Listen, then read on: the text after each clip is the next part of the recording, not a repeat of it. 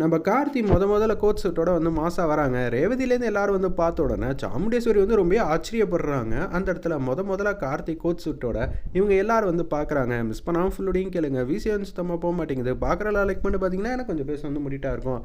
சந்திரா கலந்துக்கிற எல்லாருக்கும் கொஞ்சம் கொஞ்சம் வந்து பணத்தை கொடுத்துட்டு நீங்கள் யாரும் அங்கே உட்காந்ததுக்கப்புறம் கேள்வியே கேட்கக்கூடாது, மௌனமாக இருக்கணும் அப்படின்னு சொல்கிறப்ப வீட்டிலேருந்து எல்லாரும் கிளம்புற மாதிரி தெரியுது. மயில் வாகனம் ஆல்ரெடி இந்த தகவலை நம்ம ஹீரோ நாயகன் கார்த்திக்கிட்ட வந்து சொல்லிட்டாங்க. அவங்க வந்து பரவாயில்ல, நீங்கள் அவங்கள பின்தொடர்ந்தப்ப எல்லாமே வந்து தெரிஞ்சுக்கிட்டீங்க.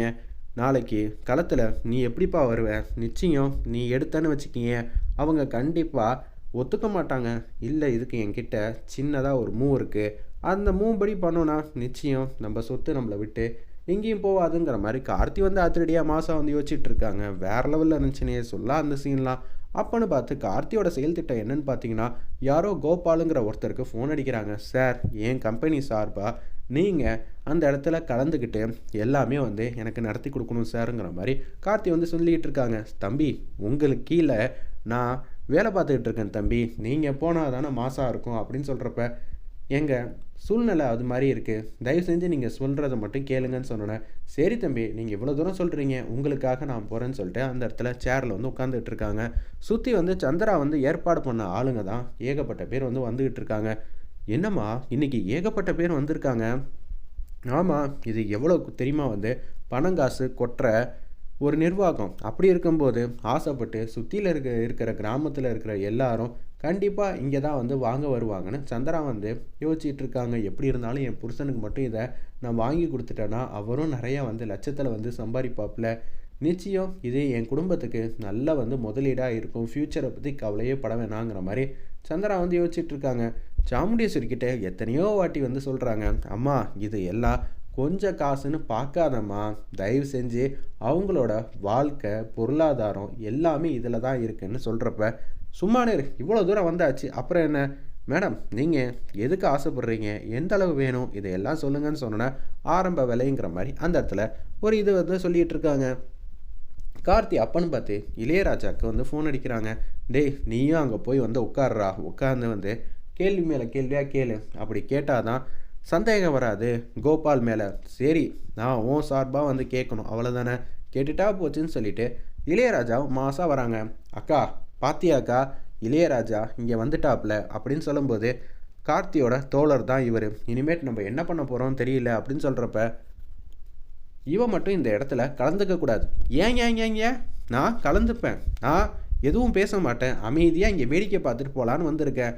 டேய், வேடிக்கை பார்க்கணுன்னா இந்த பக்கம் உட்காந்து பாரு, அதெல்லாம் இல்லை, என் செல்வாக்குப்படி நான் கண்டிப்பாக வாங்கணும்னு முயற்சி பண்ணால் நான் வாங்குவேன், அதுக்காக தானே நான் பெட்டி நிறையா கொண்டு வந்திருக்கேன்னு சொல்லி அந்த இடத்துல சொல்லும்போது, மேடம் பொது இடத்துக்கு வந்தாச்சு, உங்களுக்கு பிடிச்சவங்க பிடிக்காதவங்கன்னு யாரும் வந்து இங்கே பேசலாம் கூடாது. அச்சச்சோ, எல்லாரையும் வந்து சமாளிச்சிட்டோம், ஆனால் இளையராஜா வருவார்னு நினச்சி கூட பார்க்கலையே, கார்த்தியோட தோழர் வந்து கடைசியில் திசை திருப்பிட்டா எல்லாத்தையும் அப்படின்னு சொல்கிறப்ப, என்ன ஆச்சு மாமா, நீங்கள் வருவாருன்னு சொன்னீங்க, ராஜா இன்னமும் ஆளை காணும். ரேவதி, உனக்கு ஒரு சூப்பரான சர்ப்ரைஸ் வந்து காத்துக்கிட்டு இருக்கு, நீ வந்தன்னு வச்சுக்கிய ரொம்ப வந்து சந்தோஷமாக வந்து நீ சந்தோஷமாக ஹாப்பியாக வந்து இருப்ப, ஒரு மாசான சீன் காத்துக்கிட்டு இருக்கு அப்படின்னு சொல்கிறீங்க. சரிங்கிற மாதிரி சொல்கிறப்ப, என்னது இவ்வளோ நேரம் ஆச்சு, ராஜா இங்கே வரலையே அப்படின்னு ரேவதி வந்து கேட்குறாங்க. ராஜா எப்போ வரணுமோ அப்போ கரெக்டான நேரத்தில் வந்து வருவாங்க, நீங்கள் எதுக்கும் கவலைப்படாதீங்கன்னு அன்பா பாசமாக வந்து பேசிகிட்டு இருக்காங்க சுற்றி இருக்கிறவங்க எல்லார்ட்டையும். அப்போன்னு பார்த்து ராஜா வரவுக்காக காத்துக்கிட்டு இருக்காங்க. ஒரு பக்கம் ஆரம்பம் நேரம் ஆயிடுச்சு, ஆரம்பிக்க வேண்டியதானே அப்படின்னு சொல்கிறப்ப கேஷுவலாக சொல்லிகிட்டு இருக்காங்க. ஒரு தொகையை வந்து சொல்கிறாங்க. சுற்றி இருக்கிறவங்க எல்லாரும் அமைதியாக இருக்காங்க. என்னக்கா, வந்திருக்கிறவங்கெல்லாம் அமைதியாக இருக்காங்க, இங்கே என்ன நடக்குதுன்னு ஒன்றும் புரியலையே. ஆமாம் சந்திரா, அதுதான் எனக்கும் புரியல.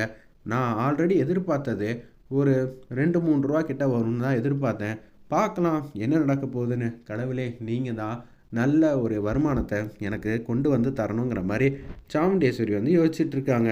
அம்மா செய்கிற செயல் எனக்கு எதுவும் பிடிக்கல அப்படின்னு சொல்லி ரோகிணி வந்து சொல்லிக்கிட்டு இருக்கிறப்ப, விடுமா, இவ்வளோ தூரம் வந்துருச்சு, என்ன நடக்க போகுதுன்னு தெரியல, நமக்கானது எங்கேயும் நம்மளை விட்டு போகாதுமா, அது எந்த சூழ்நிலையாவது நம்மக்கிட்ட திருப்பி வந்துருங்கிற மாதிரி ராஜராஜன் வந்து பேசிக்கிட்டு இருக்காங்க.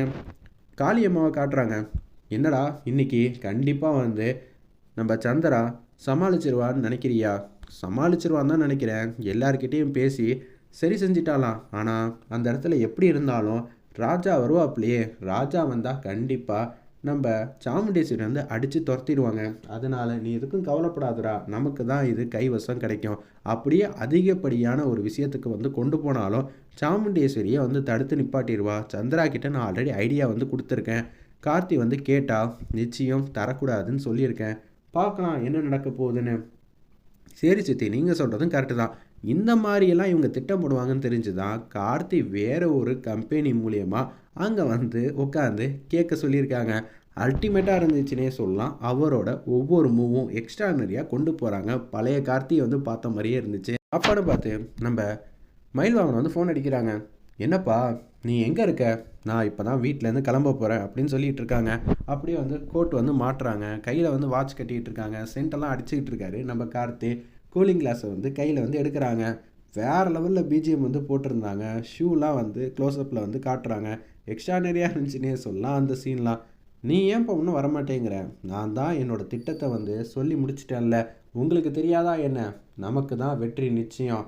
வெற்றி அவங்களுக்கு கிடைக்கிதுன்னு நினச்சி சந்திரா வந்து ரொம்ப சந்தோஷப்படுறாளா? ஆமாம், நீங்கள் கொஞ்சம் சோகமாக இருங்க, அது மட்டும் போதும், கடைசியில் சிரிக்க போகிறது நம்ம மட்டும்தான் அப்படின்னு சொல்லி யோசிச்சுட்டு இருக்காங்க. அப்போன்னு பார்த்து கோபால் வந்து அவங்களும் வந்து கேட்டுக்கிட்டு இருக்காங்க. நம்ம கார்த்தி சார்பில் இது சுற்றி இருக்கிற யாருக்குமே வந்து தெரியாது. அப்போன்னு பார்த்து என்ன சந்திரா, என்னது எல்லாருமே அமைதியாக இருக்காங்க, அதுதான் எனக்கே வந்து ஆச்சரியமாக இருக்கேங்கிற மாதிரி சொல்கிறப்ப, என்னப்பா யாரும் எதுவும் கேட்க மாட்டேங்கிறீங்க அப்படின்னு அந்த இடத்துல வந்து பெல் அடிக்கிறவர் வந்து கேட்குறாப்புல. அந்த சேரில் வந்து உட்காந்துட்டு இருக்கிறவங்க, இல்லைங்க எங்களுக்கு தோது வருதா இல்லையான்னு யோசிச்சுட்டு இருக்கோன்னு சொல்லி சொன்ன மாதிரியே எல்லாரும் ஒரே மாதிரியே சொல்லிக்கிட்டு இருக்காங்க.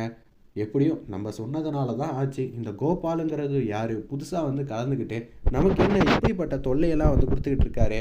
இவர் கலந்துப்பாருன்னு நான் எதிரே பார்க்கலையே. நம்ம வேற கைவசம் கொஞ்சம் தான் வந்து வச்சுருக்கோம். இவங்களுக்கு ஆல்ரெடி எல்லாருக்கும் முன்கூட்டியே வந்து கொடுத்ததுனால என்னால் 95 ரூபாய்க்கு மேலே கேட்க முடியாதே அப்படின்னு சொல்லி யோசிச்சுட்டு இருக்காங்க நம்ம சந்திரா. அப்போன்னு பார்த்து அவர் அதிரடியாக ஒரு விஷயத்த வந்து சொல்கிறாப்புல. சந்திராவால் இனிமேட்டு கேட்கவே முடியாதுங்கிற மாதிரி ஆயிடுச்சு. சந்திரா சைட்லேருந்து வந்தவங்களும் அமைதியாயிட்டாங்க. என்னம்மாமா என்னமோ சொன்னீங்க, கார்த்தி வருவார் இங்கே மாஸ் பண்ண போகிறாரு அப்படின்னு சொல்கிறப்ப கார்த்தி வந்து பாட்டிக்கிட்ட வந்து ஆசீர்வாதம் வாங்குறாங்க. என்னப்பா அங்கே எல்லாமே வந்து ஆரம்பிச்சிருச்சுன்னு ரேவதி வந்து சொல்லி புலம்பிக்கிட்டு இருக்கா.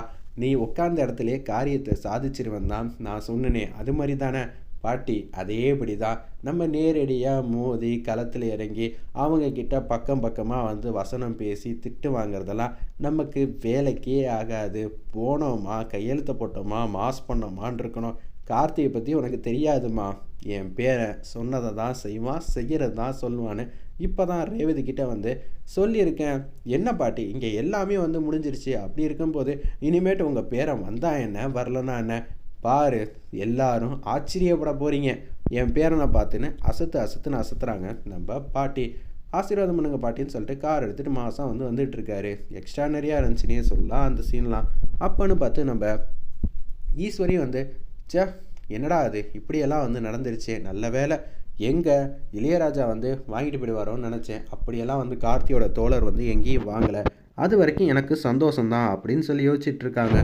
வெயிட் பண்ணி பார்ப்போம். இப்போ கோபால் கிட்ட வந்து கேட்குறாங்க, சரி கொடுங்க அப்படின்னு சொல்லி கேட்கும்போது 3 வாட்டி பெல் அடித்த உடனே அந்த இடத்துல அமைதியாக இருக்காங்க. நான் ஒரு சாதாரண மேனேஜர் தான். என்னது நீங்கள் மேனேஜரா? எங்கள் பாஸ் இப்போ வந்துடுவார், அவர் சார்பில் தான் நான் இங்கே கலந்துக்கிட்டேங்கிற மாதிரி சொல்கிறாங்க. ஒரு ஃபாரின் கார் வந்து மாதம் வந்து நிற்கிது, எக்ஸ்ட்ரானரியாக கொண்டு போகிறாங்க. வெயிட் பண்ணி பார்ப்போம். சூப்பராக வந்து கொண்டு போகிறாங்கன்னே சொல்லலாம்.